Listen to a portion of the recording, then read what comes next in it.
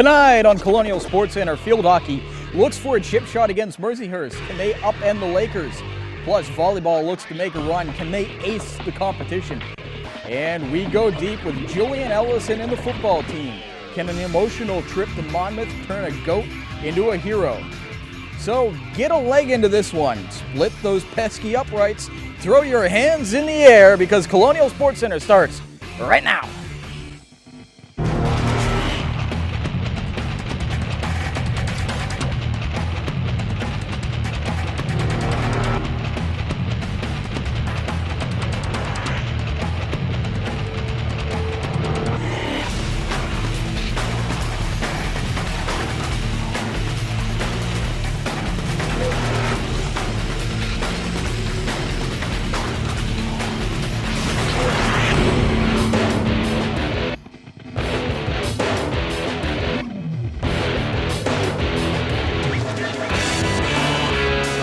Greetings and salutations. Welcome to Colonial Sports Center.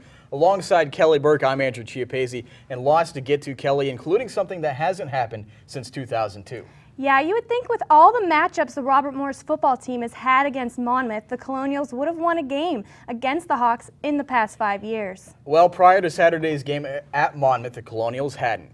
It was a somber football team that made the trip to West Long Branch, New Jersey on Saturday, and it had little to do with the loss to the Dayton Flyers the previous week. The Colonials made the trip without head coach Joe Walton, who stayed in the Pittsburgh area to be with his family after his wife Ginger passed away on Wednesday. Assistant head coach Dan Radakovich took the reins, and it was the first time that anyone other than Walton led the Robert Morris Colonials. A resolute Colonials team in search of an identity and a win. Early first, Monmouth is marching early on, and Brett Burke's going to avoid the sack by Jordan Howard, and he's going to pick up 11 yards on his own. As Burke gets out to the sideline, that's going to help set up a David Sinisi run a few plays later. 3 yards out, he gets in, TD Hawks 7-0. Late second, 14-0 Hawks. Second and 8, Swilinski's going to find Mario Hines. 51 yards to Super Mario out to the Monmouth 43-yard line. The Colonials like that play so much they're going to run a similar one. Play action again, Swilinski to Julian Ellison. Touchdown, Robert Morris. Ellison's first as a Colonial. 14-7 at the half. Yes, I said 7 because Michael Walzer, a completed extra point. Second half, Miles Russ had a great game. Second game overall as a freshman, but one little hiccup. Right here, he loses the football, but an alert Swilinski picks it up and takes off. 18 yards for the quarterback, and that's going to help set up a pass here. Swilinski using his arm instead of his legs to tight end Regis Flowers. 20-yard gain out to the 4-yard line. And that's going to help set up a touchdown for Robert Morris. The first ever for Jeff Link, the freshman, rolling into the end zone. And again, Robert Morris gets a solid extra point from Michael Walzer here. 14-14, we're all tied up. Late in the third, Colonials looking for more. This time it's Swilinski to Alvin Hill, 17 yards to match the uni number. Colonials threatening again, but they would be held to it. A Michael Walzer field goal. This one's good. 22 yards out, 17-14 RMU. Early fourth, Colonials looking to extend the lead, and Swilinski's going to find area. No, that's Derek Bischoff. Wrong jersey.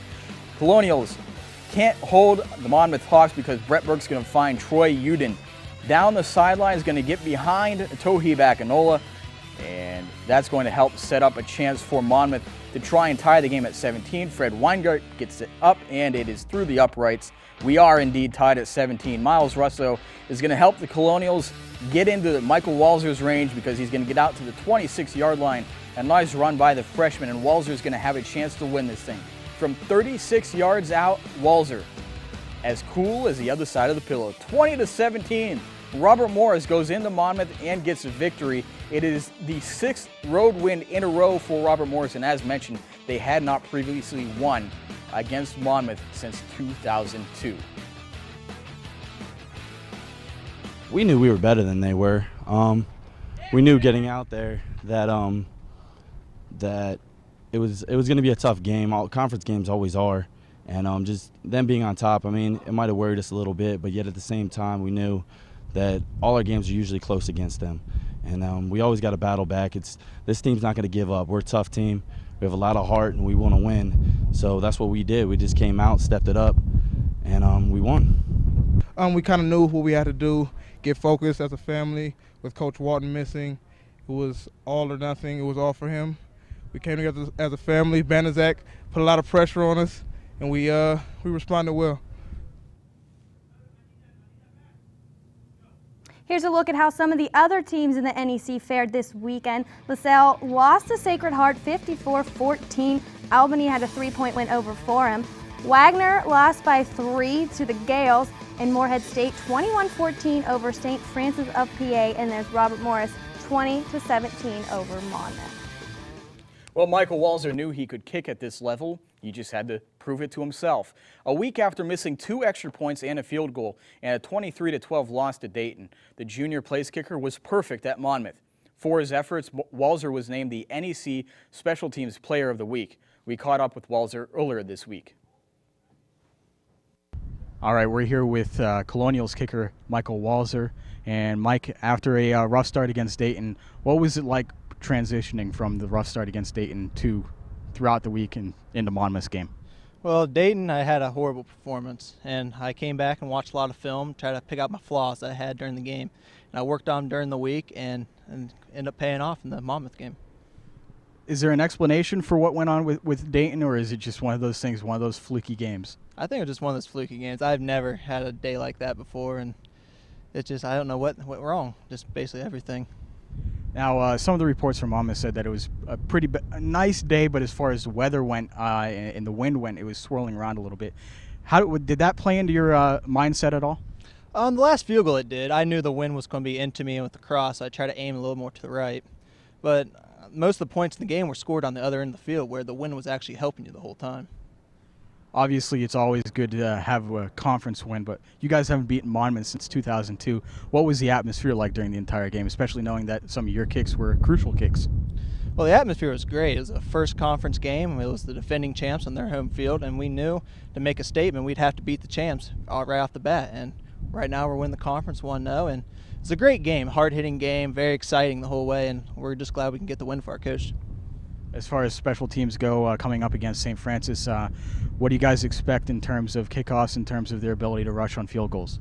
We haven't looked at their abilities yet, at least I haven't. I'm sure Coach Banaszak will pinpoint them all, and he'll get us ready for the game.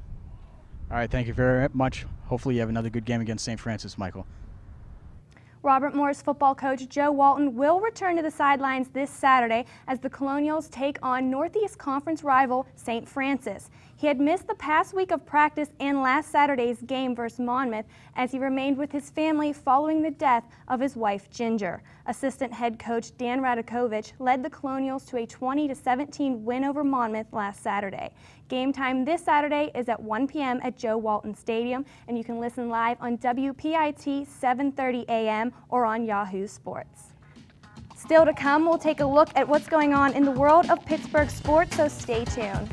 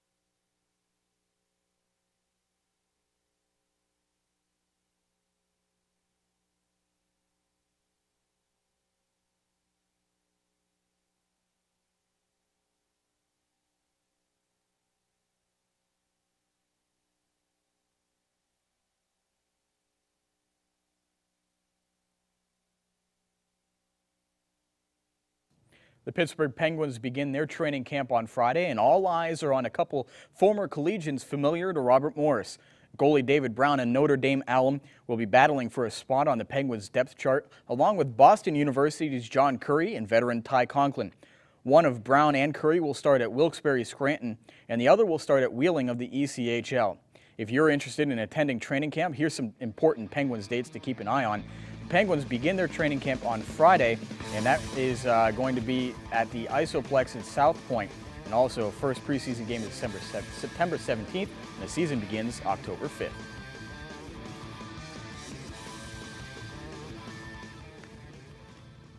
Monday night, while the Pirates hosted the Milwaukee Brewers, outfielder Nate McLeod took Carlos Villanueva deep into the river for the 1,000th home run at PNC Park. Since the park opened in 2001, 17 players have reached the Allegheny, and only former Pirate Darrell Ward has done it on the fly. This was McLeod's 12th of the season, which flew 431 feet. With the season winding down, here's a look at some of the top Pirate prospects. Brian Bixler is still in AAA with the Indianapolis Indians and is leading the squad in runs, hits, triples, and stolen bases. Andrew McCutchen is hitting .313 in AAA ball and has 1 home run after spending most of the season with the Altoona Curve, where he hit .258. Steve Pearce is currently in the big leagues, where he has put up 5 RBIs in 34 at-bats as a Bucco after finishing up in Indianapolis hitting .320. Well, don't make the reservations for Arizona just yet, Steelers fans. Even with Bill Belichick illegally taping his way to victory in New England and a thorough thrashing of the dog pound in the books, your Pittsburgh Steelers have quite the path to follow. It resumes at home versus an emotionally charged Buffalo team looking to win one for fallen teammate Kevin Everett. Everett severely injured his spine in a collision with Denver's Dominic Hickson on a kick return. Meanwhile, the Steelers are getting ready to face the Bills and against the beleaguered Bills and break down the X's and O's and prepare us for Sunday's game. Here's Bill Romango. Mango, thanks for joining us. It's a pleasure to be here, AJ. Say hello to the audience at home, and why don't you start with the questions? Absolutely. We'll get right into it. How much will the Bills be looking to snag a victory to take home to Everett? Well, it's definitely going to be an emotional game for the Buffalo Bills. When you have a fallen teammate such as Everett, you want to come out and play for him, play hard for him, much like the Colonials did for Joe Walton when he was not there this past weekend. But you got to remember that the Steelers are coming into this game, their first home game of the year, Mike Tomlin's first home game. They're going to have the throwback jerseys on, so there's going to be a lot of the 75th anniversary stuff happening before the game and at halftime and things like that. So while the Bills will be charged up, don't expect the Steelers just to lay down because, it's just the Bills and they're weak in the secondary. The Steelers are going to be ready for this game, and so will the Bills, obviously, with the loss of their player. You mentioned the secondary loss of injuries to the Bills' defense in Week 1. They don't stack up that well against any offense, really. How does that matchup shake out on Sunday? Well, that matchup is going to shake out basically where the Steelers are, once again, going to set up the pass with the run game, but once they do go deep downfield, they're more than likely going to have success. You see here just a nice pass play to Hines Ward, and the Steelers are going to look to do a lot of that against the Bills' secondary. Jason Webster, a corner for the Bills, is out. He's on IR, and so is their safety, Co Simpson. And the Steelers are going to look to attack downfield as much as they can. And also on the defense for the Steelers, they're going to look to attack J.P. Lossman as one of his receivers.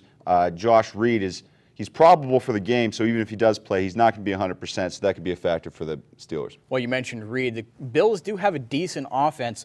Who do the Steelers really try and key in on? Is it Marshawn Lynch in the running game, or do they try and key in on Lossman and a hobbled Reed?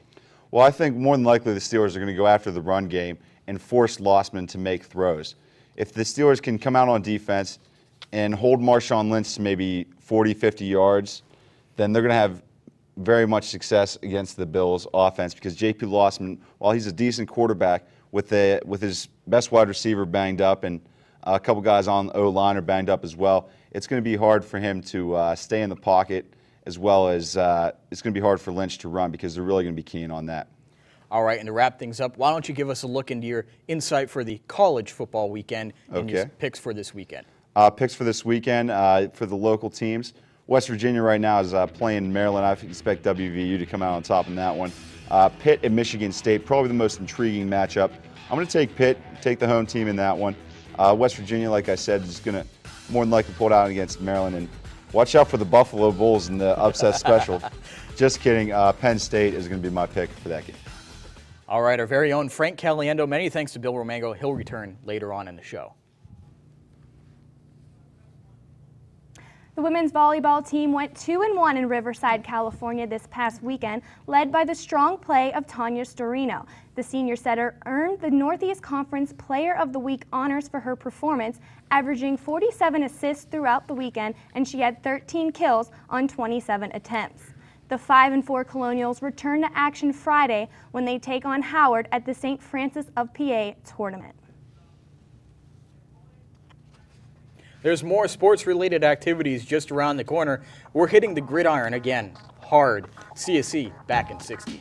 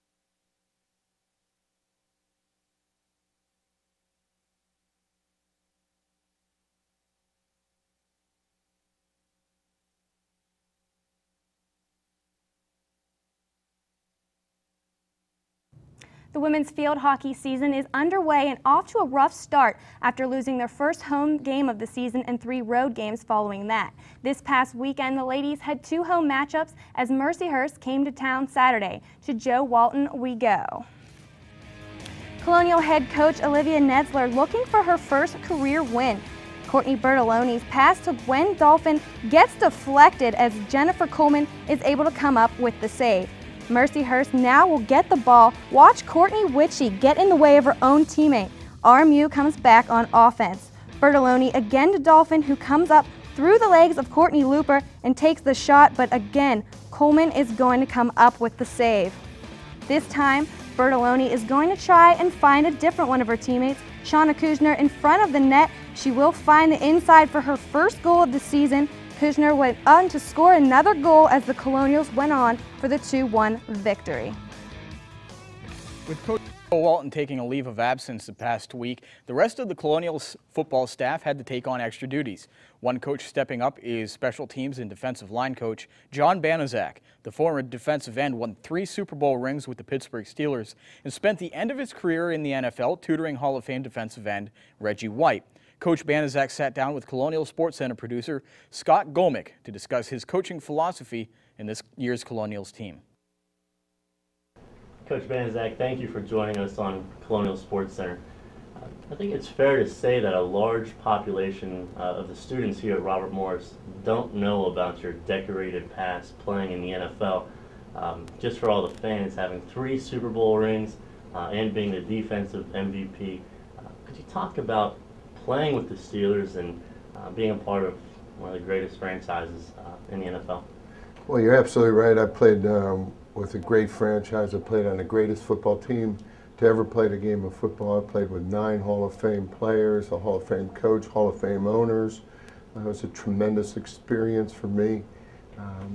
You know, the game of football has been in my blood since I think I took my first steps walking as a baby, and I played the game all through grade school, high school, college, and had an opportunity, a chance to play professional football, and things worked out for me. This past week has been awfully sad for the football team, the staff, and Robert Morris in general. From the practice standpoint, with Coach Walton not there in absence at the game at Monmouth, what was the team's atmosphere or feelings during practice, and then even in the game? Was there an extra motivation maybe to bring a win home? I think that certainly the attitude of the football team was one of heavy-heartedness. It's tough when you lose a family member, and a lot of young kids have not been through a difficult situation like this emotionally. You know, I have no idea what Coach Walton went through last week on a personal level. It had to be very difficult. He and Ginger were married for 47 years, and they were very much in love, and they did everything together. And she is a model of courage. Obviously, going into Monmouth, you know, without coming out and saying win one for the Gipper, we wanted to win that football game to give some kind of comfort to Coach Walton and his family. to let them know that, you know, we were fighting for him, and our thoughts and our prayers were with him and his family at the time. This week's home game against St. Francis last week, great success, or last year, great success against St. Francis. You just preview the matchup for this weekend. Well, it's interesting you mentioned last year's game. On Monday, Coach Walton gave me a piece of paper and talked about upsets and why teams get upset. And one of the suggestions he had was that teams get upset when the year before they played that team, they had a big game against them by a wide margin. We beat them 45-13 last year. That has no bearing on this year's game. We have to guard against the complacency that goes along with having a good game against them a year ago. And a lot of that is a mental attitude going into the game. And I think our kids are at a level right now where they understand that this is the most important game of the season. And if they have that attitude, they believe that, we'll have a good game on Saturday. We're hauling our personal lineman back in for the second part of our two-a-day session. Bill Romango, why don't you give us some insight into the Monmouth game? I would love to do that, AJ. A big win. We're going to go in, big win for the game for Robert Morris early. You see a lot of arm tackles by Robert Morris, a problem that they had in the first quarter, but eventually got that taken care of later. If you see here, you get into that area where there's not a lot of defenders there, but Robert Morris still comes up and is unable to make the tackles on that play, but they would correct that problem later. You see here a play-action pass. Swilinski drops to his right, avoids the defender, and looks downfield, and there is my friend Supa Mario Hines. Once again, we're going to take one more look at it. You see on the bottom of your screen, running back Miles Russ makes a great block to stop the defender right before he gets to Swilinski. He has enough time to get over to the side and throw it to Mario Hines down the field. Now, if you look at the top of your screen, Julian Ellison is going to make an amazing move, one that you might only see in Madden if you ever see this again. We're going to take a look at it one more time. We'll slow it down right as he breaks down the defender. The defender left his jockstrap about the 30-yard line, and the ball is in the end zone. Touchdown, Robert Morris.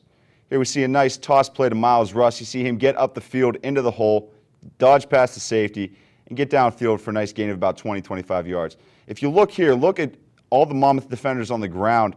That creates great running room for Miles Russ. A great job by the offensive line for Robert Morris. And we're going to take a look at one more play. Oh, that hurts. Left guard, check me out, number 70, Bill Romango. Got kind of whipped around and, a knee injury. I'm going down. We're going to look at it one more time. No, we're not, thank God. But I did injure my knee in that game. My right knee, I have a partial tear of my MCL, so I'll be out about 2 weeks. But I should be all right, good to go. Well, that was unfortunately one of the bad things that we took out of the Monmouth game, and hopefully you will come back soon. In the meantime, you'll be joining us, and lots of good things to take out. Who had the most impressive individual performance on Saturday? Well, obviously, you got to look at Michael Walzer. He, just after coming back from the Dayton game, doing very poorly there, and then coming in with about 43 seconds left, a 34-yard field goal, wins the game for Robert Morris. A lot of pressure on his shoulders is now relieved. And you also have to look at the Robert Morris coaching staff as a whole, filling in for Joe Walton when he was dealing with his family issues and the passing of his wife. Specifically Coach John Banaszak, who we saw earlier in the show, and Dan Radakovich. Both those guys really brought the defensive, offensive, and special teams units together as a whole, brought everybody together. And like Coach Banaszak said, without getting into win one for the Gipper, he really, illustrated the importance of this game to Robert Morris and to Joe Walton, and we went out there and won it for him. What was the emotion like throughout the week, going into the game and throughout the game? The emotion, the only way I can just describe it is strange. Personally, as a player, I've never had a head coach who wasn't there, and obviously, Coach Walton has to deal with his family issues, but at the same time, the coaching staff, like I mentioned earlier, really brought everyone together.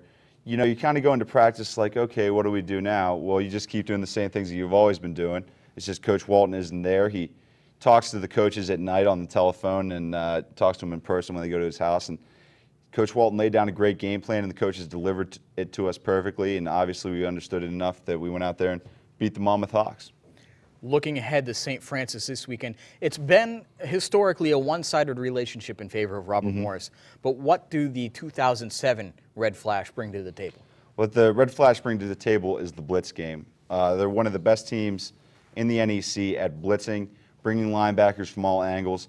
They run a 3-4 defense, but at the same time, they'll walk a safety up to make it 8 guys in the box. They may drop 2 linebackers off and they'll only have 4 in the box on 3rd and longs on specific passing downs. But the Red Flash are great at blitzing. So what the Colonials have to do on the offensive line is control the football, keep things together, get the ball going, and that's how it's done.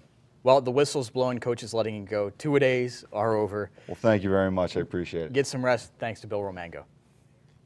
Last season, tight end Jarvis Powers led the Colonials with a total of 421 yards while collecting 5 touchdowns before graduating this past spring. His days at RMU may be over, but Powers hasn't given up on football just yet. The connections he has made with Northeast Conference players, including former Monmouth Hawk and current Dallas Cowboy Miles Austin, may have got him an opportunity to play for the New York Dragons. I got a call from Jim Garrett, the former scout for the Dallas Cowboys. Got invited to work out for him amongst some other players from Monmouth and 1AA schools. They sent me up to New York to work out with the New York Dragons, Arena 1 team up there. And hopefully they like me, and then they'll sign me in January, and we'll go from there. We're going to give you 60 seconds to brace yourself because he is about to get really angry. The second asshat of the season, next on CSC.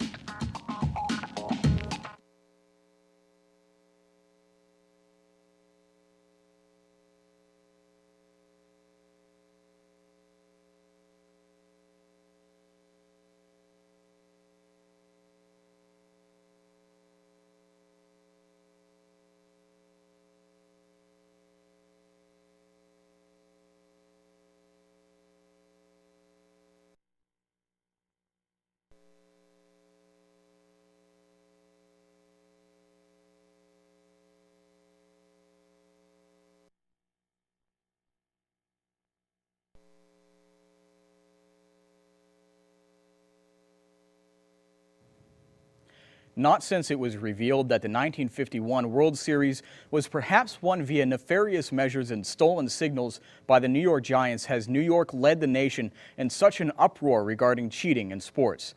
Now Jets fans in the entire NFL are ready to string Bill Belichick up by his windbreaker. It appears via Belichick's ambiguous and hazy apology on Wednesday that the Patriots are guilty of subverting the rules. In this age of technology aiding every piece of football game planning, the Patriots were resorting to stealing the signals used by the Jets defensive staff in New England's 38-14 victory on Sunday. It is baffling. Belichick is considered one of the greatest defensive minds in the game, but this blatant cheating is not only incomprehensible, but also morally reprehensible. Bill, we are partially at fault for not seeing the signs. Like the family of a burgeoning drug addict, we should have pulled you into the kitchen for a sit-down after you traded for Randy Moss. We should have questioned when you brought in the troubled Brandon Merriweather from a delinquent Miami Hurricanes program. We did not. Your Patriots were easy to dislike prior to Sunday's debacle, Mr. Belichick. Now you and the rest of the team is the most hated program in football. Wear your asshat proudly, Bill. Perhaps it'll help you revise the ethical standards, or lack thereof, you've displayed. Here's a look at some of the RMU home sports that you can catch this week. Saturday, women's soccer versus Bucknell at 11 o'clock. Football is at 1 at Joe Walton Stadium. And Tuesday, women's soccer versus Howard at 4 o'clock at the North Athletic Complex. We have run out of time. For Kelly Burke, Bill Romango, and everyone here at CSC, I'm Andrew Chiapese. Thank you for joining us. See you next week.